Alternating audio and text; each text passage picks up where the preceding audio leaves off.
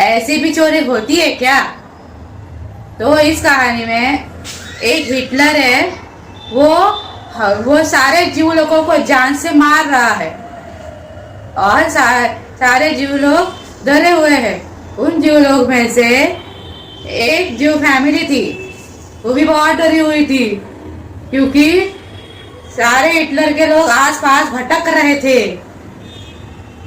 फिर धीरे धीरे वो फैमिली मर गई। उनमें से एक बच गई, वो थी नरेटर। नरेटर बच गई, उसको अच्छा लगा। फिर उसको अपनी फैमिली मरते हुए उसको बहुत दुख हो गया। माँ ने मरने से पहले उसके घर का सारा सामान उसके बाजू वाली आंटी को दे दिया। वो आंटी हमेशा एक एक सामान लेके जाती थी, कभी कभी फ्लावर वाज लेके जाती थी, कभी कभी वो चम्मच वगैरह लेके जाती थी। ऐसे करते करते पूरे घर का सामान ही गायब हो गया। फिर नरेटर को आया बहुत तेज गुस्सा। फिर नरेटर ने माँ से कहा, माँ आपने ये हमारा सामान इसको इन बाजू वाली आंटी को क्यों दे दिया? अब ये सब गलत इस्तेमाल करेंगे। फिर अगले दिन नरेटर अपने पुराने रास्ते पर गई और वो रास्ता बहुत पुराना था। फिर वो एक एड्रेस पर आई और उसने उस एड्रेस के दरवाजे की घंटी बजाई, नॉक टॉक किया। फिर जैसे दरवाजा खुला तो वहां पर एक आंटी खड़ी थी, उसका नाम था डॉर्लिन। फिर आंटी ने पूछा, क्या है? फिर नरेटर बोली, आंटी क्या आप मुझे जानती हो? फिर आंटी बोली, नहीं मैं तुम्हें तेरे को नहीं जानती। फिर नरेटर बोली, अरे आपने ही हमारा सामान आपके घर रखा था, भूल गए आप? फिर आंटी बोली, नहीं कौन सा सामान, किसका सामान, हमको कुछ नहीं पता।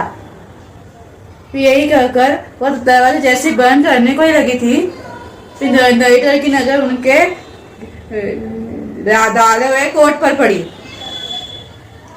फिर नरेटर को पता चला कि वो कोट उसकी माँ का था।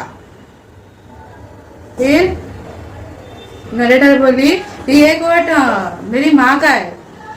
फिर आंटी बोली, नहीं ये कोट मेरा है। फिर यही कर दरवाजा बंद कर लिया। फिर नरेटर वापस अपने घर जा रही थी। फिर उसने रास्ते में ही सोचा कि मैं कल वापस यहाँ पर आऊंगी और मैं वापस सारे मेंबर ही लूंगी। फिर अगले दिन नरेटर वापस उसी एड्रेस पर आई और उस एड्रेस का नाम था मार्कोनी स्ट्रीट 46। फिर जिस दिन फिर उसने वापस घंटी बजाई, दरवाजे की घंटी बजाई। फिर उस टाइम एक 15 साल की लड़की ने दरवाजा खोला। फिर वो 15 साल की लड़की से बोली कि क्या तुम्हारी माँ घर में है? फिर वो लड़की बोली कि नहीं मेरी माँ कुछ काम से बाहर गई है, आएगी थोड़े टाइम के बाद। फिर नरेटर बोली, मैं अंदर आने इंतजार कर लूंगी। फिर लड़की के पीछे पीछे उसके रूम तक गई। फिर जब वो अपने रूम पहुंची तो वो चकित रह गई, ये सब सामान तो हमारा है। और वह स्प्लेट वॉल पर चिपके हुए थे, फ्लावर वास ऐसे पड़ा था, ये इधर रखा था, वो उधर रखा था। ये नरेटर को बहुत तेज गुस्सा आ रहा था। वो मन ही मन कह रही थी कि ये ऐसा क्या रखा है इधर, सब ये इधर रखा है, वो उधर रखा है, प्लेट वॉल पर चिपकी हुई है। फिर उस टाइम वो लड़के चाय पूछने के लिए आई, क्या आप चाय लेंगे? फिर नरेटर बोली, नहीं मैं चाय नहीं लूंगी, ऊपर से हमारा सामान इस्तेमाल करते हैं और हमको ही पूछते हैं। पर लड़की ने चाय की पतोली वहां पर रख दिया। तो नरेटर ने पूछा कि ये सब सामान बहुत अच्छा है। फिर लड़की बोली कि हाँ, ये इतना सारा सामान आपके पास नहीं होगा, हमारे पास बड़े बड़े ब्रांडेड चीजें हैं। जैसे कि मैं आपको दिखाती हूँ कि यहाँ पर प्लेट वॉल पे लगाए हुए हैं। मैंने इन प्लेट में खाना परोस के खाया था। फिर हमारे पास इतने सारे चम्मच वगैरह है। और फिर ये सब सुनकर नरेटर को मन ही मन बहुत गुस्सा आ रहा था। ये सब हमारा ही सामान है और हमको ही दिखा रहे। फिर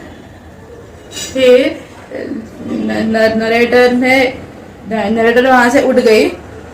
फिर लड़की बोली, क्या आप चाय नहीं पियेंगे, क्या आप कुछ खाएंगे? फिर नरेटर बोली, नहीं, मुझे अभी जाना है, मेरे कुछ काम है। फिर नरेटर रूम से बाहर चली गई और फिर ऐसे करते करते अपने घर वापस जाने लगी। फिर वो रास्ते में सोची कि मैं इस एड्रेस को कभी भी याद नहीं रखूंगी, क्योंकि ये हमारा ही सामान इस्तेमाल करते हैं और हमको ही दिखाते हैं। तो इसी तरह से नरेटर ने वो एड्रेस को अपने मन से भगा दिया। तो दोस्तों, कभी भी अपना सामान